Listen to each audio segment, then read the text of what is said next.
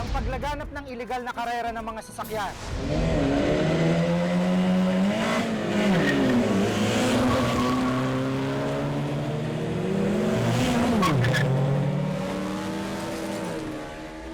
Mga alegasyon at akusasyon kontra PCGG.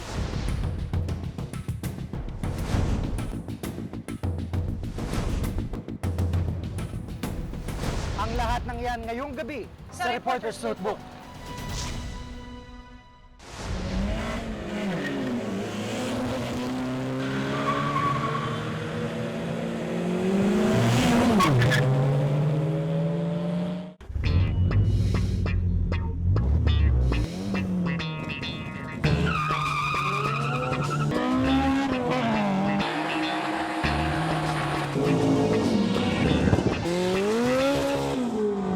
Ang drag racing, itinuturing na lehitimong sport.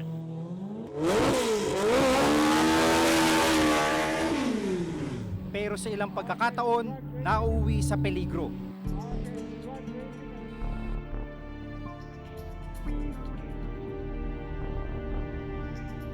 Noong 2005 na maganap ang marahil pinakamadugong drag racing competition sa Iloilo. Ang isa sa mga nangarerang kotse, sinuyod ang kumpol ng mga taong nanonood sa gilid ng racetrack. Sa investigasyon, lumabas na nawala ng kontrol ang driver. 3 ang patay, habang 17 sugatan sa malagim na aksidente.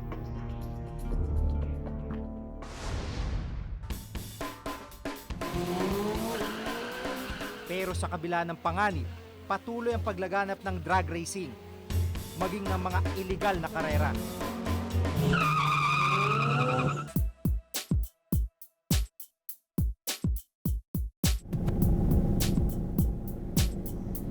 Hating gabi ng Sabado, sa Marcos Highway sa Marikina, nakaparada magagarang sasakyang ito. Ilang oras ang lumipas sa madilim na bahagi ng kalsada, pinahinto mga nagdadang sasakyan. Tila hudyat ng pagsisimula ng karera.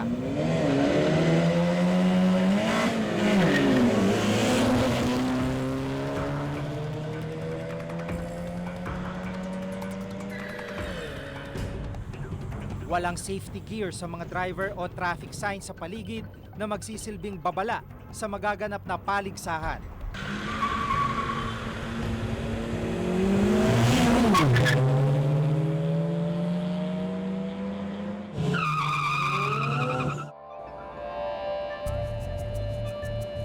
Sa kabaan naman ng Macapagal Boulevard sa Pasay, matao pa rin kahit 10 oras ng gabi. Ang katahimikan binabasag ng ingay mula sa mga nagngangalit na tunog ng makina ng kotse. Pero hindi lamang illegal na car racing ang ginagawa.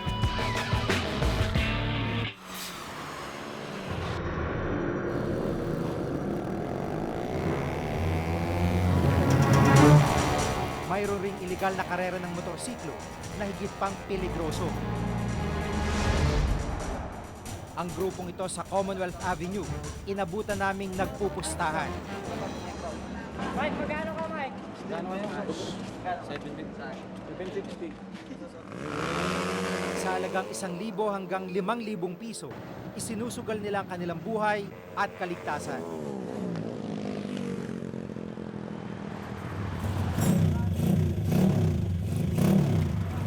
Sa Marcos Highway, mas makapanindig balahibo ang eksenang tumambad sa amin. Ang isa sa makalahok, pag-arangkada, nag-ala Superman pa, dumapa sa upuan habang mabilis na binaharurot ang minamanayang motorsiklo.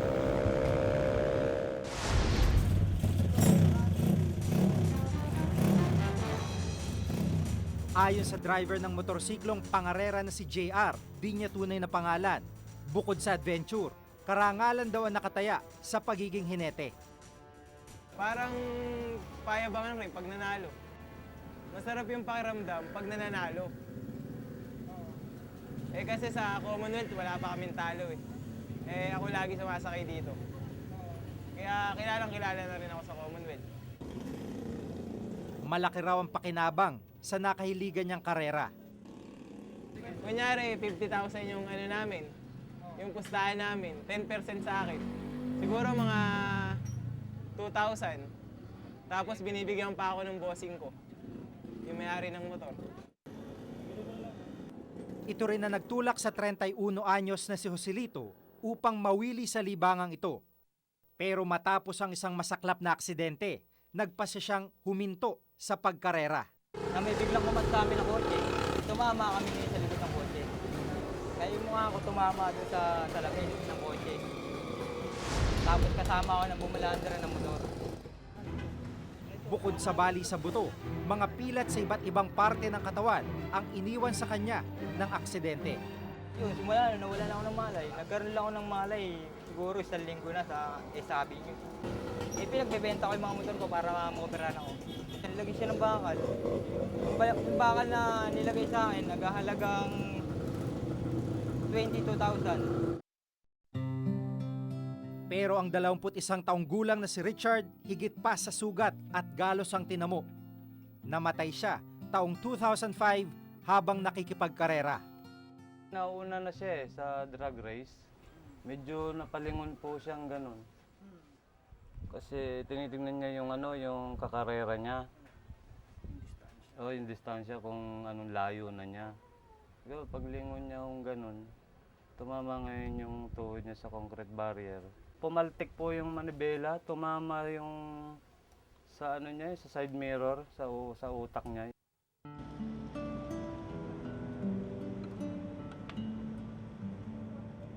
Sinubukang itakbo si Richard na mga kasamang karerista sa ospital, pero huli na ang lahat. Sabi ng doktor, wala na tayong magagawa dyan. At ang ganda na lang ang buhay ng bata. Hindi na natin magagawa ng paraan yan. Sa kasalukuyan, patuloy pa rin daw ang iligal na karera sa kanilang lugar, kaya di nila malimot ang mapait na sinapit ng kapatid. Binabantayan na ho sila ngayon eh. Pero pag wala na yung mga pulis, nandiyan na naman sila. Yung nangyari nga sa kapatid ko, sana hindi na mangyari sa kanila.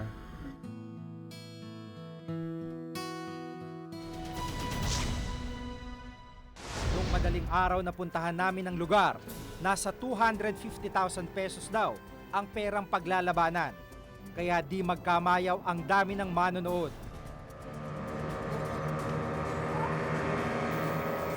Kakausapin yung pulis para matuloy yung karera, para tapos kung magkano hihingiin, yun yung ibibigay namin.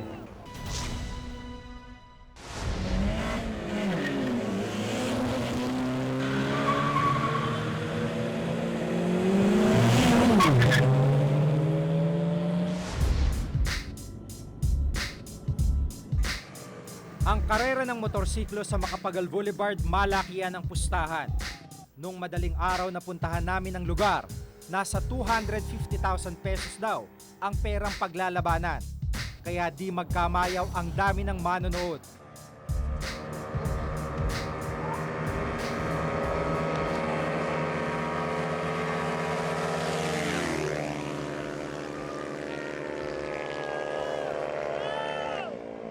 Matapos ang unang karera, naghanda na muli ang mga kalahok sa ikalawang arangkada. Pero may dumating na pulis.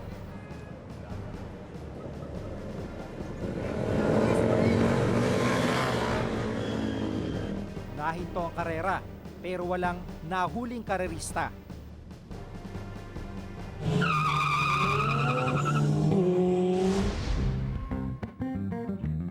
Hindi na raw bagong ganitong sistema ayon sa isang organizer ng karera ng mga motorsiklo. Isa raw ito sa mga dahilan kung bakit di tuluyang masawata ang paglaganap ng mga illegal na karera. Kakausapin yung pulis para matuloy yung karera, para tapos kung magkano hihingiin, yun yung ibibigay namin. 200, pero kung halimbawa ilang mobile yung dumaan, di bibigyan mo yan hanggang sa ayaw na magbigay ng lilipat na lang ng ibang pwesto yung nagkakarera. May pagkakataong nakikikonsyaba daw sa ilang tiwaling otoridad ang mga illegal na karerista. Alam din nila ang araw ng karera. Meron ding dyan, yung Isiset mo ng karera yung kalaban mo, malayong lugar, tapos yung ipapahuli yung yung kalaban para sa kanila huhulihin doon yung may hawak ng pera. Kunwari huhulihin pareho yun para hindi halata.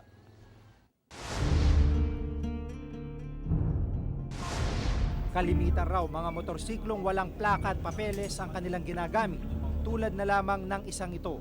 Sa mundo ng karera, palakasan daw ng makina ang labanan para manalo. Pero may higpit itong ipinagbabawal ng Land Transportation Office. Kami, mandated kami sa LTO na hulihin ang mga unregistered motor vehicles. At hindi dapat sila bawal na improvise nila ang kanilang mga motorsiklo. Kailangan kung ano yung standard na nandoon sa isang motorsiklo, ganun lang. Hindi sila pwede magtanggal ng gadget, magdagdag ng gadget, magdagdag ng boosting materials para bumilis. Pero nilinaw niya na maaari lang daw silang mag-issue ng ticket at di pwedeng manghuli. Ang mga pulis lang daw ang may otoridad na manghuli sa mga lumalabag. Ayon sa Automobile Association of the Philippines, ang otorisadong nangangalaga sa motorsport sa bansa, nagiging iligal ang isang karera kapag wala itong kaukulang permit at kapag may nakatayang pera. Sa mga legal drag races, tropeyo at medalya ang pinaglalabanan. Sa illegal na drag racing, wala silang sinusunod na any rules, walang implement na safety pagdating sa driver, pagdating sa kotse, at especially sa mga nanonood. Wala raw eksaktong datos kung gaano kalawak ang illegal na karera sa Pilipinas dahil walang grupong nagbabantay dito. Ayon sa PNP Traffic Management Group, mahigpit nilang minamanmanan ang mga patakas na karera. Ang problema, walang pambansang batas na nagbabawal sa drag o street racing. Ordinansa lang at may hinang kaso sa ilalim ng RA 4136 tulad ng overspeeding, illegal parking, reckless driving at obstruction ang ipinapataw sa mga nahuhuli. We have some 38 apprehensions and that to include yung impounding ng motorcycles and motor vehicles involved sa drag racing. And I think also in September, the following month, we have some 28 apprehensions.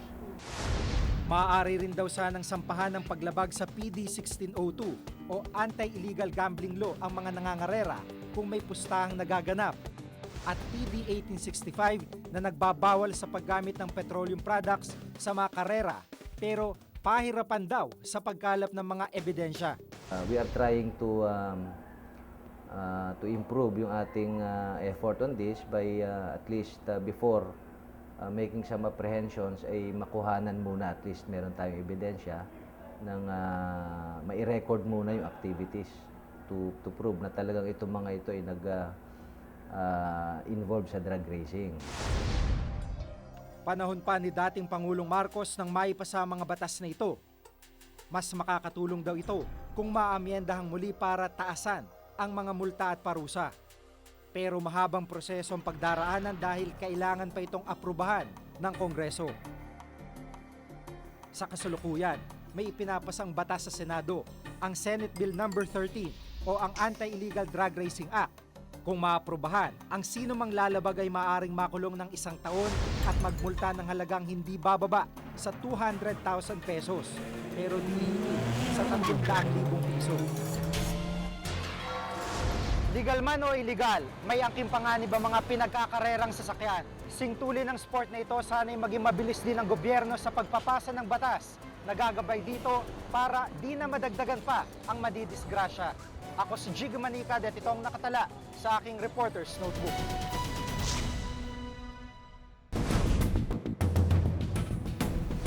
Kung hindi pa rin nila nakikita, o sino bang may-ari nitong lupa na ito, itong facility na ito.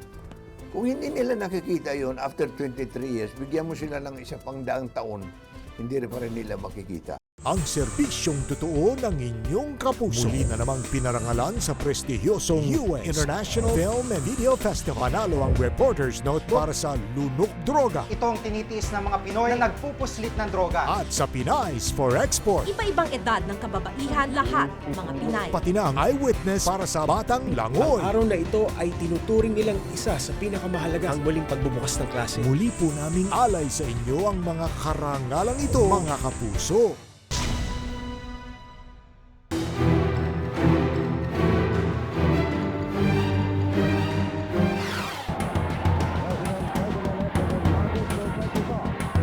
You know that your time is up.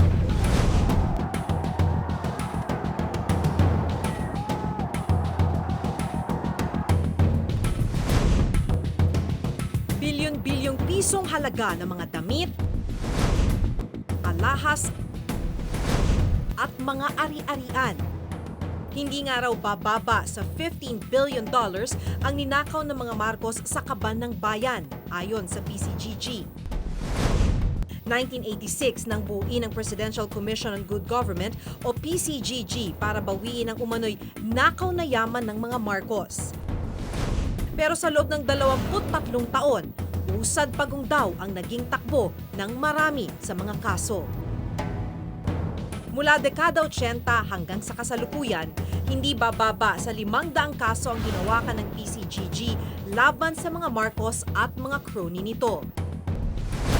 Halos lahat nakasampa sa Pilipinas, pero 80% raw ng mga kasong ito nasa korte pa rin.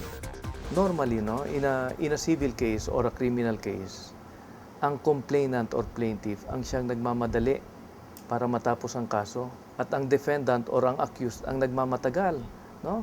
Pero dito baligtad kami nagmamadali. Kung tutuusin, ayon kay retired Judge Dolores Espanyol, dating legal consultant ng PCGG, mas marami sanang naipanalong kaso kung hindi nagkawalaan ang mga dokumento. Kasi in the process of assessing the documents and investigating the background of the assets to be sequestered or to be recovered, pinagbili ng mga assets ko ng PCGG to the opponent. Binenta po yung ebidensya? Binenta yung ebidensya. Sino po ang nagbenta ng ebidensya? Hindi ko alam kung sino, basta yun ang very prominent reports that some of these assets who were representing the PCGG were the ones responsible for selling the documents. Sa kwenta ng PCGG, mahigit 70 bilyong piso na ang halaga ng kanilang nabawi. Ayon kay Judge Espanyol, kung ikukumpara sa kabuang 15 bilyong dolyar na ari-arian, kakarampot pa lang ang nababawi ng PCGG. Sa tingin ko, mas marami ang nagastos kaysa na-recover. Bakit po? Na bigyan ng tungkulin para mag-recover nito, hindi naman naging seryoso na talagang ma-recover yung stolen assets. Hindi na nga nabawi ang karamihan sa nakaw na yaman, may mga naibalik pa o nakaambang mabawi ng mga Marcos sa mga nabawi na. Sa listahan ng properties ng PCGG, ilan dito ang Curimao Beach House sa Ilocos Norte at residential houses sa Baguio City. Karamihan na ito walang sequestration order. Katulad na lamang ng Coconut Palace sa Rojas Boulevard, Palace in the Sky sa Tagaytay, at Ancestral House ni Pangulong Ferdinand Marcos sa San Juan. These are lapses on the part of the government and the legal process. And justice will dictate that they should be returned. Hindi na nila makuha yon. In-attach naman nila sa tax liability ni dating presidente. Dahil wala na sila makitang butas na ilgatin yon. Hindi rin daw maayos ang accounting ng ahensya sa mga nabawing ari-arian. Kasi walang accountability. Hingian mo sila ng report kung from 1986 ba to the present, ano ba ang mga na-recover nila? And where did the money go? To my mind, this is not being done. Hindi na nga raw masyadong nagampanan ng PCGG ang kanyang mandato, kaliwat kanan pa ang alegasyon ng katiwalian. Malaking patunay raw na malala ang katiwaliang nangyayari sa PCGG, ang kaso ng Philcomsat Holdings Corporation. Ang Philippine Overseas Telecommunications Company ang holding company ng Philippine Communications Satellite Corporation. Ilang porsyento ng kumpanyang ito ang pag-aari ng gobyerno na nagmula sa mga sequestered asset ng mga Marcos. Isa sa mga pag-aari ng Philcomsat ang PHC o Philcomsat Holdings Corporation. Noong Enero 2006, ibinulgar ni Senador Juan Ponce Enrile na mahigit 400 milyong piso na pera ng kumpanya ng PHC ang ninakaw di umano ng mga nominee ng PCGG sa nasabing kumpanya. Ang umubos ng pera ng PHC, itong mga PCGG nominees, sinuportahan ng PCGG doon sa mga ginagawa nilang paglulustay. Ayon kay Attorney Manzanal, Legal Counsel ng Philcomsat, malaki ang pagkakasangkot dito ni Commissioner Camilo Sabio, lalo na't may ginagawa itong pabor para sa mga PCGG nominees. Sa voucher ng PHC, tumanggap ng 1 milyong piso ang PCGG sa katauhan ni Chairperson Camilo Sabio. Lumalabas merong mga perang napunta sa PCGG. Like, for example, 1 million donation for a Christmas party. Merong mga vouchers dyan na nakatanggap sila ng pera at mapapatunayan yan sa mga dokumento. At meron din dyan na mga abogado ng PCGG na meron silang mga allowances coming from this company. Wala pa raw dito ang cash disbursements at sasakyang natanggap ng ilang empleyado ng PCGG.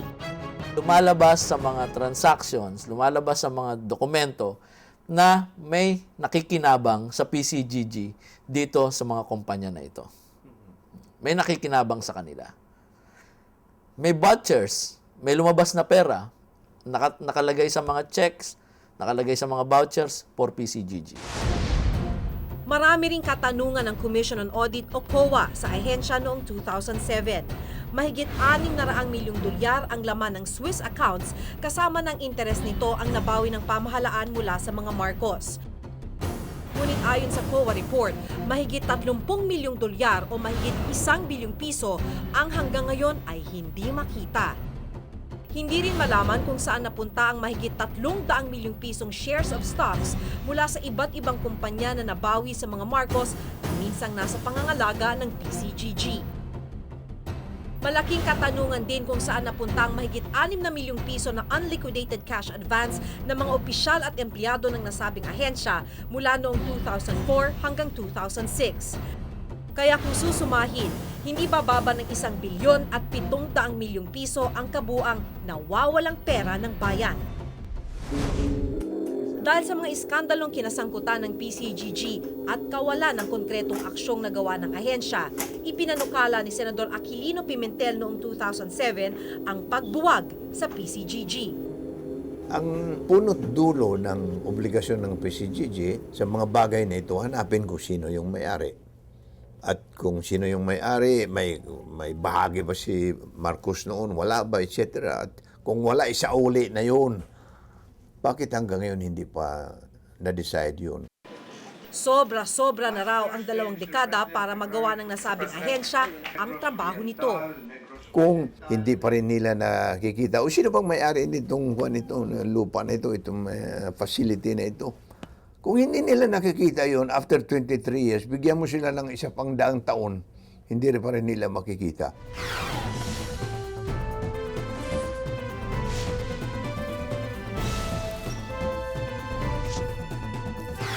Katiwalian ang dahilan kung bakit nawala ang pera mula sa kaban ng bayan noong una. Ngayong nabawi na ang ilang bahagi ng nakaw na yaman, dapat siguruing hindi muling iiral ang katiwalian para muli itong mawala. Ako si Maki Pulido at ito ang nakatala sa aking Reporter's Notebook.